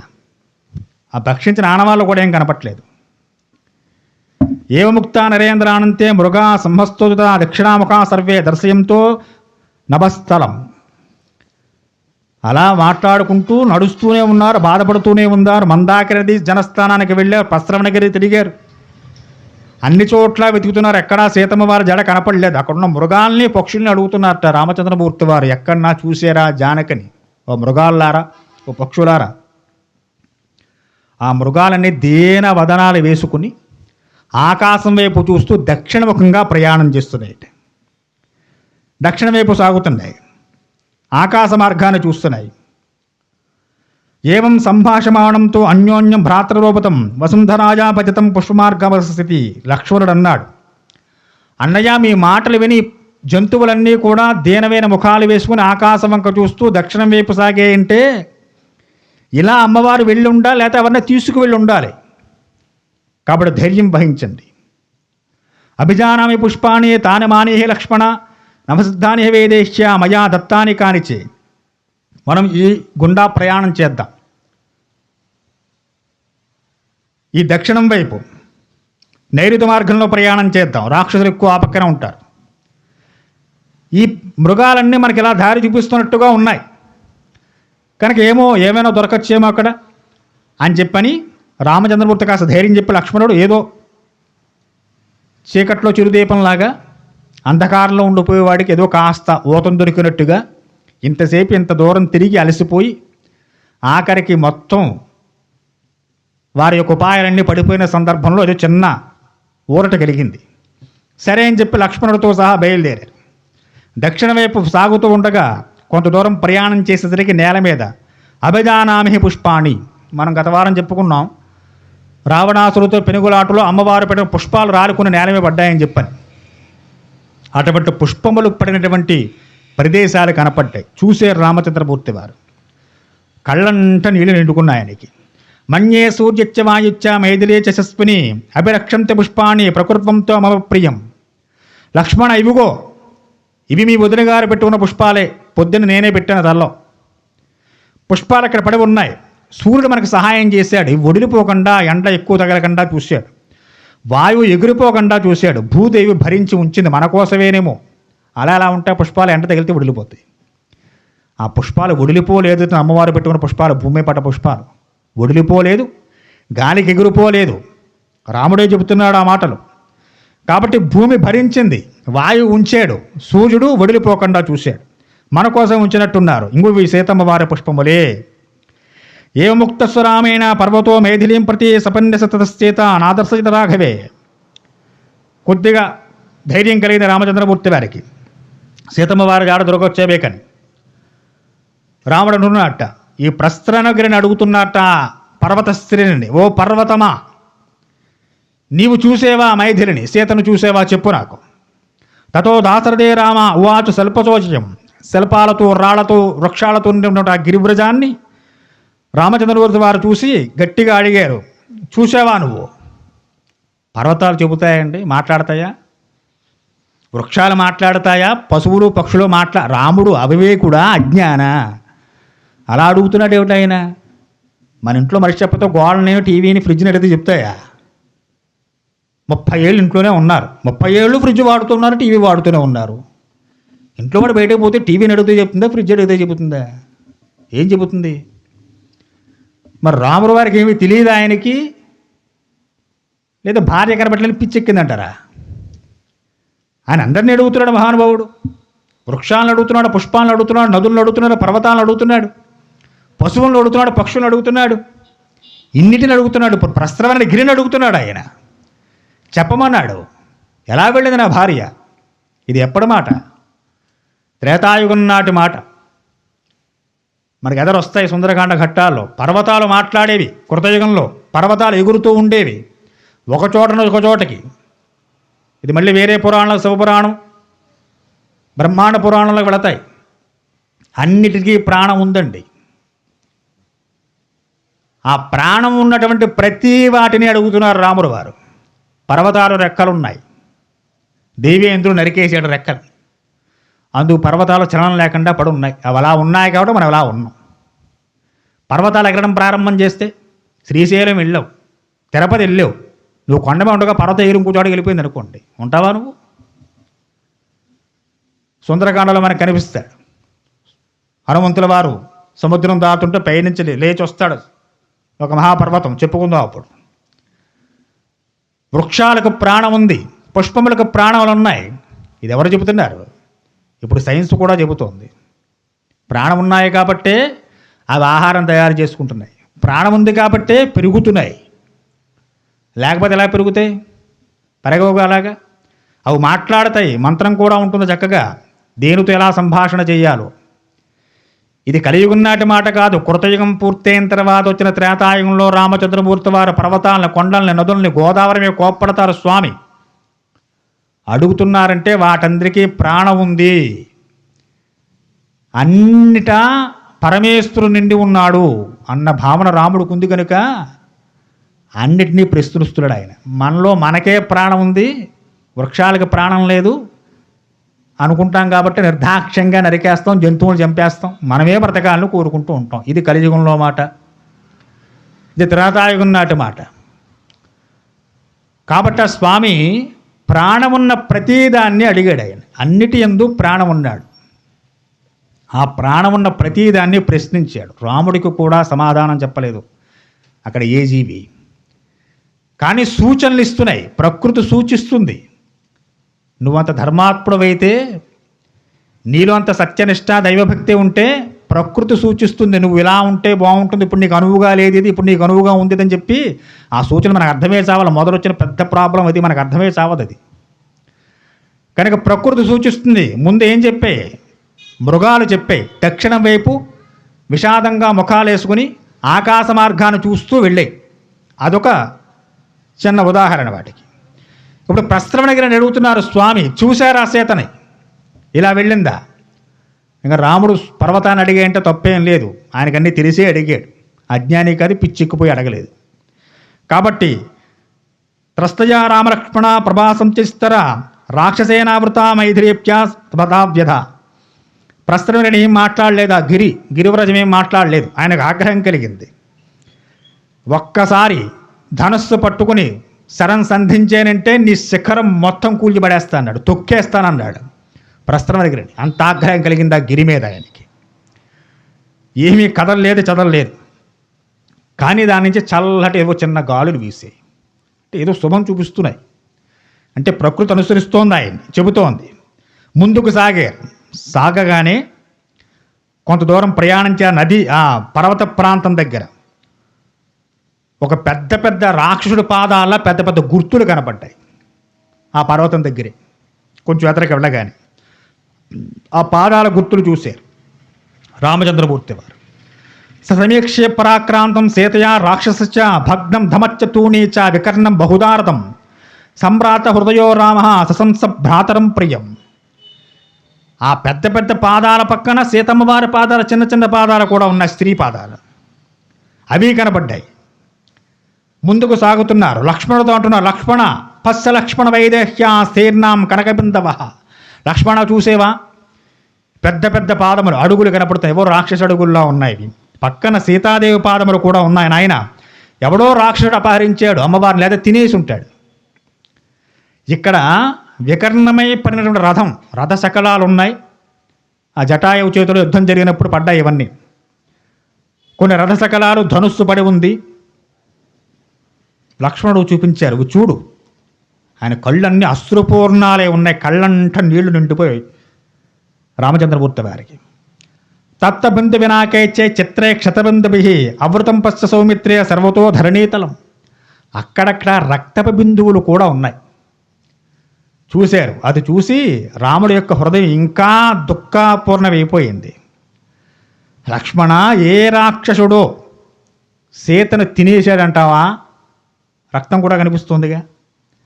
మన్యే లక్ష్మణ వైదేహి రాక్షసే కామరూపి భిత్వా భిత్వా భిక్తావా భిక్షతా భవిష్యతి. అప్పుడు సీత ఎంత ఏడుచుంటుందో నాయన, ఎన్ని కేకలు పెట్టుంటుందో, రామా లక్ష్మణ రామా లక్ష్మణ కాపాడండి అని. ఆమె ఎంత బాధ అనుభవించుంటుందో ఆ సందర్భంలో. నాయన నా మతి చెలించింది, నాకేమీ కనపడడం లేదు, నా శరీర అవయవాలు పట్టును తప్పుతున్నాయి అంటే విశేషమైన బాధ, విశేషమైన భయం కలిగినప్పుడు సాధారణ మానవుడికి ఎటువంటి స్థితి వస్తుందో పురాణ పురుషోత్తముడు, మర్యాదా పురుషోత్తముడు రామచంద్రమూర్తి వారికి ఆ స్థితి కలుగుతోంది. ఇప్పుడు ముందుకు వెళ్ళారు, ఇంకా చూస్తూనే ఛత్రం శతకలాసం దివ్యమాల్యోపశోభితం భగ్నం దండబదం కశ్చా భూమో సంజిజ్యపాతకం. కొంత దూరం వెళ్ళేసరికి ఒక శ్వేత ఛత్రం, తెల్లటి గొడుగోటి విరిగి పడి ఉంది. దీప్తమాన సంకాసో దుతిమాన్ వసుదధ్వజా అనిరుద్ధం చ భగ్నచ్చ కృష్ణాంగ్రమో వృధ. చూశారు, ఎవరో ఇద్దరు రాక్షసులు ఒకవేళ సీత గురించి కొట్టుకొని ఉంటారంటావా? ఆలోచన అలా వెళుతున్నారు చూడండి రామచంద్రమూర్తి వారికి. ఇద్దరు రాక్షసులు సీతమ్మ వారి నుంచి కొట్టుకున్నారు. కొట్టుకుని ఎవడో ఒకడు ఎత్తుకుపోయి ఉండాలి, ఇద్దరు కలిసి తినేసి ఉండాలి. అయితే ఇదేదో జరుగుతుంటుంది. అంటే విశేషమైన ప్రేమ ఎక్కడుంటే మనస్సు అక్కడ శంక చూపిస్తూ ఉంటుంది. స్కూల్కో కాలేజీకి వెళ్ళిన పిల్లాడు రాలేదనుకో, పోయింది 2ంటికి బస్సు రావాలి, రాలేదు, ఏదో వర్షం పడుతుంది మబ్బుగా ఉందనుకోండి, 8:30 అయింది, ట్రాఫిక్ జామ్ ఆగిపోయి ఉంటాడంటారా? Bus trouble ఇచ్చిందంటారా? చీకట్లో ఇక్కడ దగ్గర మాని సదరు దిగిపోయి ఉంటాడంట, నడిచి వస్తున్నాడేమో, ఒకవేళ నేను బండి వేసి వెళ్తా నాకంటే వస్తే ఎక్కించి వచ్చేస్తా అంటాడు తండ్రి. ఎందుకని? ప్రేమ. ఎక్కడ విశేషమైన ప్రేమ ఉంటే అక్కడ మనస్సు శంక ఎక్కువ కలుగుతుంది. ఇప్పుడు రామచంద్రమూర్తి వారు మాట్లాడుతున్నారు, ఇద్దరు రాక్షసులు కొట్టుకున్నారేమో, ఎక్కడెక్కడ పరిస్థితి చూస్తుంటే అలా కనిపిస్తుంది. లక్ష్మణ చూడు, నువ్వు ఇద్దరు రాక్షసు సీత గురించి కొట్టుకుని ఉండాలి, ఎవడో ఒకరు తీసుకుపోయి ఉండాలి, లేకపోతే ఇద్దరు కలిసి తినేసి ఉండాలి. చాలా ఆగ్రహం కూడా వచ్చింది రామచంద్రమూర్తి వారికి. లక్ష్మణ సీతాదేవిని అపహరించుకుపోవడమో లేదా తినేయడమో ఏదో జరిగి ఉండొచ్చు. కర్తారమపి లోకానాం స్వరం కరుణమే విధం ఆజ్ఞాతముచేజం సర్వభూతాన లక్ష్మణ. లక్ష్మణ నాకు ఇప్పుడు చాలా ఆగ్రహం కలుగుతోంది. పరమేశ్వరుడు సమస్త లోకముల యందు, సమస్త ప్రాణుల యందు కూడా ఆయన యొక్క అనుగ్రహం ఉంటుంది. అటువంటి పరమేశ్వరుడు కొంతమందికి ప్రియాన్ని, ఇంకొంతమందికి అప్రియాన్ని కలిగిస్తూ ఉంటాడు. రాముడు మాట్లాడుతున్న మాటలు అంటే రాముడు ఈశ్వరుడు గురించి మాట్లాడుతున్నాడు, ఆయన పట్ల ఎలా ఉండాలో చెప్తున్నట్టు ఇంక మనం ఎలా ఉండాలో చూసుకోవాలి. కష్టం వచ్చింది ఆయన ముందు నుంచి ఆయన తిరుగుతూ కూర్చుంటే అదే అజ్ఞానం. రాముడు చెబుతున్నాడు, కర్తారమపి లోకానాం సోరం కరుణమే విధిం. పరమేశ్వరుడు సమస్త లోకాలని తన కరుణాపూర్ణ దృష్టిలతో చూస్తూ ఉంటాడు. ఆ దృష్టి రాముడి మీద ఉండదా? రాముడి మీద ఉంటుంది. కానీ లక్ష్మణ, ఇలాంటి అప్రియం కలిగిందంటే సమస్త లోకాల్ని సృష్టించి పాలించి లయించేసే సమర్థుడైన పరమేశ్వరుడు దయాళువైనప్పటికీ కూడా కొన్ని సందర్భాల్లో మన కర్మలకి మన్నే విడిచిపెడుతుంటాడు. ఇది ఇప్పుడు నా విషయంలో జరిగిందనిపిస్తోంది. ఇది చూసి కొంతమంది లోకంలో ఈశ్వరనంద చేసి ఇంకా పాపాన్ని మూటగొట్టు ఉంటారు. ఇప్పుడు నేను ఈశ్వరనంద చెయ్యను. భగవంతుని తిట్టుకోవడం, వేదాన్ని తిట్టడం, భగవంతుడు నాకేం చేశారన్న రావణ నచ్చకపోతే ఆ మాటలను నేను లక్ష్మణుడు చెబుతాడు, అటువంటివి నేనేం మాట్లాడను. మృదుం లోహితేయుక్తం ధాతం కరుణమే విధం నిర్వీర్య ఇతిమన్యంతే మానం మాం త్రిదేశ్వరాహ. లోకహితానికి పాటుపడి అందరి ఎడా దయగలిగి ఉండడం నాలో ఉన్న లోపమేమో లక్ష్మణ. రాముడి మాటలు, పరమదయాళువు రామచంద్రమూర్తి వారు. ఈ దయని చేతగానితనంగా లోకం స్వీకరిస్తుందేమో, ఒకవేళ ఎక్కువ దయ ఉన్నా కూడా ప్రమాదమేనేమో లోకంలో. లక్ష్మణ, ఇంత అధర్మం జరుగుతున్నా కూడా ఒక్క ధర్మాత్ముడు కూడా కాపాడే ప్రయత్నం చేయలేదు, చూసావా? ఇది ఘోరమైన పాపం. కనుక లక్ష్మణ, ఇంద్రాది దేవతలున్నారు, అష్టదిక్పాలకులు ఉన్నారు, వీరంతా చూస్తూ నుంచున్నారు. ఇక్కడతో జరిగింది మొత్తానికి. ఇది జరిగింది చూసేవాడు కర్మసాక్షుడు, సూర్యుడు, చంద్రుడు, దిక్పాలకులు, పంచభూతాలు ఉంటాయిగా, ఇవన్నీ కూడా మాట్లాడకుండా కూర్చున్నాయి, ఒక అధర్మం జరుగుతుంటే చూస్తున్నాయి. కనుక ఈశ్వరుడి మీద కోపం లేదు నాకు. కానీ అధర్మం జరుగుతున్నప్పుడు చూస్తున్న వారిని ఎప్పుడూ క్షమించకూడదు. మాం ప్రాప్య గుణో దోష సంవృత్త పశ్చ లక్ష్మణ అద్వైత సర్వభూతానాం రక్షమాన భావయచ.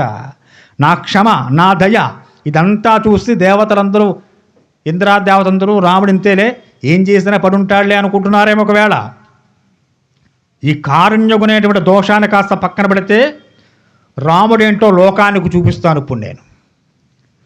సన్నిరుద్ధక్రమణం గణం అవిరాతి విరసాకరం విప్రన్నాశ్రమృత్వ రుచితం సంవృతం. స్వామివారు, నా ధనుస్సు తీసుకురా లక్ష్మణ, ధనుర్ధంకారం చేసి సమస్త ప్రపంచాన్ని నాశనం చేస్తా. వినిర్మిత శైలాగ్రం సూక్ష్యమాన జలాశయం దుర్నద్రుమలాగోల్మం విప్రయాన్ ససాగరం. నదుల్ని సాగరాల్ని ఆగ్నేయాస్త్రంతో ఎండగట్టేస్తా, పర్వతాలను చిన్నాభరణం చేస్తా. లతాం కుశలీం సీతాం ప్రదాస్యంతి మమేశ్వర అస్మిన్ ముహూర్తే సౌమిత్రే మమ ద్రక్షంతి విక్రమం. రాముడి యొక్క పరాక్రమం ఏంటో లోకానికి చూపిస్తా. ఎంతవరకు రాముడు గొప్పతనం ఏదో దశరథుడు, విశ్వామిత్రుడు, వశిష్ఠుడు, గత 2 వారాలు సీతమ్మ వారు రావణాసురుడు చెప్తుండగా విన్నాం. ఇప్పుడు రాముడేమిటో ఆయనే చెబుతున్నాడు. ఎంతవరకు ఏదో మంచివాడు, మామూలు వాడు, దయ, కరుణ, ఇలాగే కూర్చుంటాడని చెప్పి అనుకుంటున్నారు. కాబట్టి శరప్రయోగం చేసి సమస్త జగత్తును కూడా కల్లోలపరిచేస్తాను. చూడు లక్ష్మణ, పక్షులు, మృగాలు, సమస్త ప్రాణుల యొక్క ఆయువును తీసేస్తాను. ప్రకృతి అంతా కూడా స్తంభింపజేస్తాను. నేను కనుక ధనస్సు ఆకర్ణ పూరే ఋషుభి జీవలోకం దురారివేహి కరిష్యే మేదిలే హేతో అపిశాచం అరక్షసాం. ఈ దుర్ఘటన చూసిన వారు ఎవ్వరైనా సరే సీతను తెచ్చి నాకు ఇచ్చేరా సరే సరే. ఒకవేళ ఇవ్వని పక్షంలో ఆకర్ణాంతం రాముడు లాగిన ధరస్సు నుంచి వచ్చిన శరాలతోటి సముద్రాలు, నదులు, పర్వతాలు అన్నిటినీ నాశనం చేస్తాను. నా బాణాల దిగంతాలకు వ్యాపింపజేస్తాయి.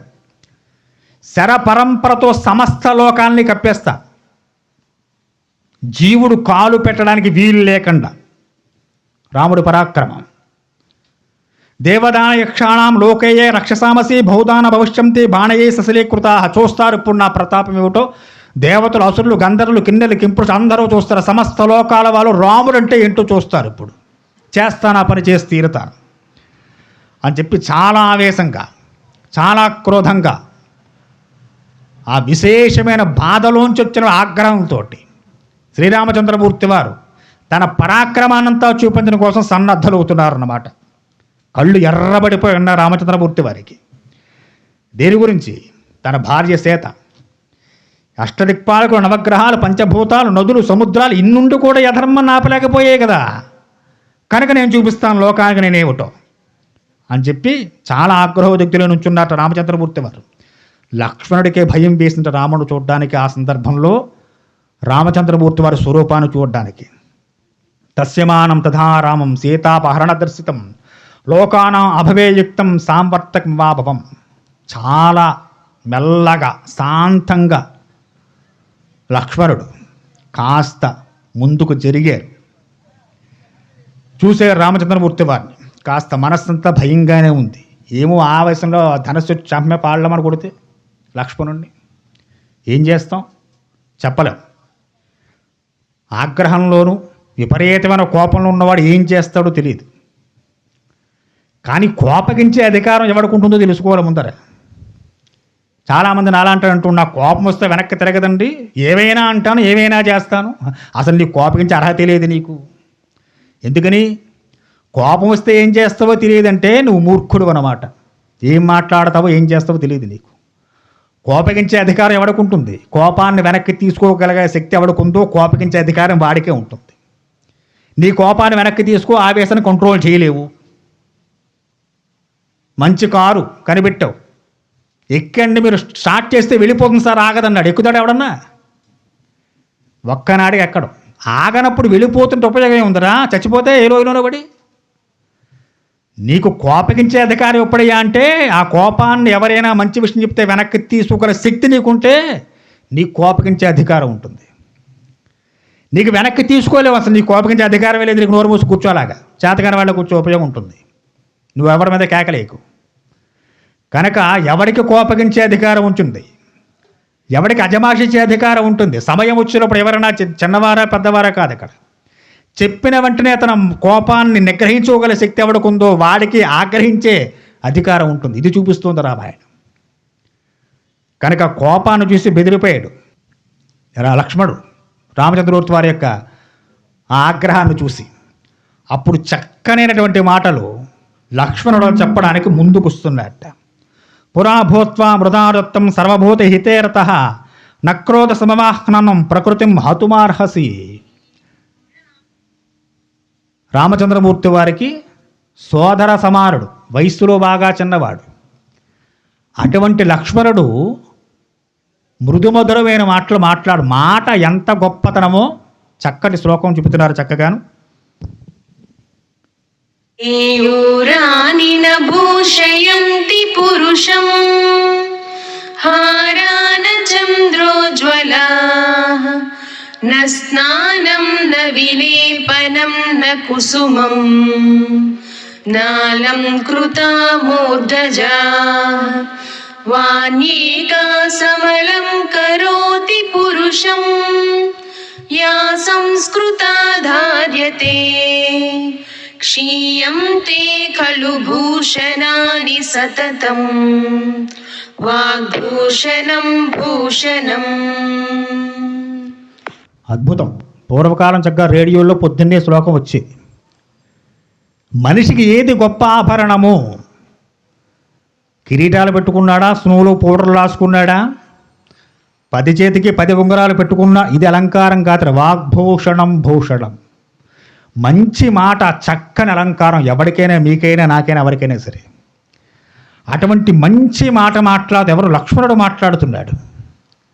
పురాభూత్వా మృదుస్సాంతం, చాలా మృదువుగా చక్కగా. సర్వభూత హితేరత, అన్నయ్య మీకు గొప్ప పేరుంది. సర్వభూత హితేరత. రాముడంటే ఎవరు? సమస్త భూతాల యొక్క క్షేమాన్ని కోరేటువంటి వాడు రాముడు. ఇప్పుడు చూస్తున్నవాడు అయ్యా మీరేదో పొరపాటు పడుతున్నారు అన్నయ్య. నక్రోధవసమాన్ సహ ప్రకృతిం హతుమర్హసి చంద్రే లక్ష్మీ ప్రభా సూర్యే గతిర్యావో భవిక్షమ ఏతచ్చ వైతం సర్వం త్రయే చామత్తం యసః. చంద్రుల్లో ఉండే ప్రసన్నత, సూర్యుల్లో ఉండే దివ్య తేజస్సు, వాయువులో ఉండేటువంటి గమనం, భూమిలో ఉండే ఓర్పు, ఇది ఒక్కొక్కటి ఒక్కొక్క దాంట్లో ఉంది. ఇవన్నీ కలిసి ఉంటే రాముడు. అన్నయ్య మీకు గుర్తుందా? మిమ్మల్ని లోకం ఇలా చూస్తుంది. ఏకస్వాపరాధేన లోకాన్ హంతు త్రిమర్హసి వతుజానమకశ్చాయం భగ్నం సాంక్రిమూర్ధ కేనవాకస్వాహయతో సాయుధం సపరచ్చద. అన్నయ్య ఇక్కడ మీరు గుర్తించలేకపోతున్నారా? రాక్షస అడుగులు ఒకళ్ళవే ఉన్నాయి, ఇద్దరు లేవు. రాముడు దుఃఖంతో చూశాడు, లక్ష్మణుడు ఆలోచనతో చూస్తున్నాడు. తన భార్య దూరమైన దుఃఖంలో రాముడు ఉన్నాడు. ఆ దుఃఖంతో చూసి కంగారు పడిపోయి ఇద్దరు రాక్షసులు వచ్చారు, కొట్టుకున్నారు. ఇక్కడ ఒకడు ఎత్తుకుపోయాడు, లేకపోతే తినేసి ఉంటారని. అన్నయ్య మీరు గుర్తించలేకపోతున్నారా? బాగా చూడండి, పెద్ద పెద్ద అడుగులు ఒకేలా ఉన్నాయి, ఒకడివే కనిపిస్తున్నాయి, ఇద్దరు లేవు. ఇక్కడ సీతమ్మ వారి అడుగులు ఉన్నాయి. మీరు చెప్పింది నిజమే. రథం సకలమై ఉంది, రథం యొక్క సకలాలు పడి ఉన్నాయి. అక్కడ ఉన్నటువంటి ఆ శ్వేత ఛత్ర ఉంది. అంటే ఎవడో ఒకడే అఘాయిత్యానికి పాల్పడ్డాడు అన్నయ్య. ఇది మీరు గుర్తించలేకపోతున్నారా? శరతసాగరాశైలా దేవగంధర్వదానవాహ నాలంతే నిప్రియం కర్తుం దీక్షితస్య సాధన. ఎవడో ఒక్కడు చేసినటువంటి పాపానికి సమస్త లోకాల్ని నాశనం చేయడం సమంజసమా అన్నయ్య? ఒక్కసారి ఆలోచన చేయండి. చాలా గొప్ప మాట అండి. ముందు చెప్పుకున్నాం చూసారా, కోపం వస్తే వెనక్కి తిరగదండి. ఏవైనా అంటాను, ఏవైనా చేస్తా అన్నవాడు గొప్పవాడా? అంత కోపంలోనూ కూడా తనకన్నా చిన్నవాడు బాలాదివ సుభాషితం శాస్త్రం. చిన్న పిల్లవాడు వచ్చి మంచి మాట చెప్పిన, నీ వయస్సు, నీ పదవి, నీ అహంకారం పక్కనట్టి మంచి విషయం చెప్పేవరా? నాకన్నా వయస్సులో చాలా చిన్నవాడివి, శభాష్ అన్నవాడెవడు? వాడు గొప్పవాడు. కనుక అన్నయ్య ఇది ఒక్కడు చేసిన పని. ఒక్కసారి శాంతంగా ఆలోచన చేయండి. ఒక్కడు చేసిన పనికి ఇక్కడ కనిపిస్తున్నటువంటి ఈ గందరగోళం ఏదైతే ఉందో ఇవన్నీ కూడా ఒక్కడే చేశాడు. ఆ ఒక్కడు చేసిన పనికి మీరు ఇంతమందిని శిక్షిస్తారా అన్నయ్య? ఇంతమంది నాశనం అయిపోవాలా? శాంతించండి. శరద సాగరా శైల దేవగంధర్వ దానవాహ నాళంతే విప్రయం కర్తం దీక్షతస్యేన సాధన. ఇందా గొప్ప మాట మాట్లాడారు. అష్టదిక్పాలకులు, పంచభూతాలు, సాగరాలు, సముద్రాలు, నదులు, పర్వతాలు, వృక్షాలు ఇవేవీ కూడా దీన్ని ఆపలేదే అని అన్నారు. ఒక్క మాట అన్నారు అన్నయ్య మీరు. ఒక మాట చెబుతాను వినండి. యజ్ఞదీక్షలో ఉన్న యజమానికి గొప్ప యజ్ఞం చేస్తున్నారు అంటే ధర్మం ఇది. ఆ యజ్ఞంలో కూర్చున్న యజమాని యజ్ఞదీక్షలో ఉన్నాడు. ఋత్విజులుగా ఎంతోమంది బ్రాహ్మణులు ఋషులు వస్తూ ఉంటారు. ఈ వచ్చిన వారందరికీ యజమాని నచ్చాలనేమీ లేదు. ఒకవేళ యజమాని నచ్చినా నచ్చకపోయినా, ఆయన వీరికి ప్రియం చేసినా అప్రియం చేసినా, సరిగ్గా పెట్టినా పెట్టకపోయినా, దక్షిణ సరిగ్గా ఇచ్చినా ఇవ్వకపోయినా, ఆ వచ్చిన ఋత్విజులందరూ కూడా ఆ యజ్ఞదీక్షలో ఉన్నటువంటి యజమాన్ని తోల్నాడి మాట్లాడాలని కానీ శపించాలని కానీ అనుకోరు. ఆయన బాగుండాలనే యజ్ఞం చేస్తారు. ఈ నదులు, సముద్రం ఇందాక మీరు అన్నారు కదా, ఇవన్నీ కూడా దీక్షలో ఉన్నటువంటి మీకు అపకారం చేసేవి కాదన్నయ్య. మీరు చెప్పే సాగరాలు, నదులు, పర్వతాల, వృక్షాలు, మృగాలు, పక్షులు ఇవన్నీ మీకు ప్రియం చేసేవే. ఇప్పుడు ఈ గుర్తుల దాకా మనం రాగలిగేవంటే ప్రకృతి చేసినటువంటి సహాయమే కదా అన్నయ్య. అంటే ఎంత ఆలోచన లక్ష్మణుడిది. చాలా చిన్న విషయమే కానీ ఆలోచన చేస్తే చాలా పెద్ద విషయం ఇది. ఇప్పుడు నిజంగా ఆ మృగాలు అలా తిరగపోయినా, ఆ ప్రస్థరం దగ్గర నుంచి చల్లటి గాలులు రాకపోయినా వీరు అక్కడ దాకా వెళ్ళేవారు కాదు, అవి కనపడేవి కాదు. ఈ ఆవేశంలో ఉన్న రాముడికి అవన్నీ చెక్కలేదేమో కానీ వెనకాల నడుస్తూ వచ్చిన లక్ష్మణుడు చిన్నవాడైనప్పటికీ చాలా చక్కని మాటలు చెప్పాడు. కాబట్టి అన్నయ్య మీరు శాంతంగా ఉండండి. ఇక్ష్వాకు వంశ ప్రభువులు ఎప్పుడూ ఒకరికి అపకారం చెయ్యరు, ఒకరి కారణంగా అందరినీ శిక్షించరు. ఎవడు అపరాధియో అపరాధికి తగిన శిక్ష, అపరాధానికి తగిన శిక్ష విధిస్తారు. కాబట్టి శాంతం వహించండి అని చెప్పాట లక్ష్మణుడు. వెంటనే రామచంద్రమూర్తి వారు తన మాటలనే వెనక్కి తీసుకున్నారు. నేను చక్కటి విషయం చెప్పేవరా, ఎవరంటారు ఈ మాట? చాలా సూక్ష్మంగా గ్రహిస్తారు రామచంద్రమూర్తి వారు. పూర్వజోయుక్తమాతస్తు లక్ష్మణేన సుభాషితం సారాగ్రాహ మహాసారం ప్రతిగ్రాహ రాఘవ. రఘువీరుడు రామచంద్రమూర్తి వారు లక్ష్మణుడు చెప్పిన మాటలనే విన్నారు. లక్ష్మణుడి దగ్గరికి తీసుకుని ఆ కోపం ఒక్కసారి దిగిపోయిందండి. అప్పటిదాకా కళ్ళెర్ర చేసేసి మహా ఆక్రోహోదుగ్ధిన రామచంద్రమూర్తి వారు ఒక్కసారి శాంతపడి, లక్ష్మణ ఎంత మంచి మాట చెప్పేవరా, సరైన సమయంలో సరైన మాట చెప్పిన వాడెవడో వాడు నిజమైన స్నేహితుడు, మనకి వాడు మిత్రుడు. వెంటనే లక్ష్మణుడి దగ్గర తీసుకుని కిం కరిష్యామి వత్స క్వనాగా గచ్చావ లక్ష్మణ కేనోపాయన పశ్చేయం సీతామతి విచింతయ. నాయన లక్ష్మణ, నా మనస్సు ఇప్పుడు శాంతించింది నీ మాటలతోటి. కాబట్టి సరే ఏం చేద్దాం చెప్పు. రాముడు లక్ష్మణుని అడుగుతున్నారు ఇప్పుడు ఏం చేద్దామని చెప్పని. అప్పుడు చక్కగా లక్ష్మణస్వామి ఏం చెప్పారో, రామచంద్రమూర్తితో లక్ష్మణుడు కలిసి ప్రయాణం ఎలా సాగించారో చక్కగా వచ్చేవారు దర్శనే ప్రయత్నం చేద్దాం. స్వస్తి స్వస్తి ప్రియాభ్యాం పరిపాలయంతాం న్యాయేన మార్గేణ మహీమహేచాం. ఓ బ్రాహ్మణేభ్య శుభమస్తు నిత్యం. లోకా సమస్తా సుఖినో భవంతు. స్వస్తి.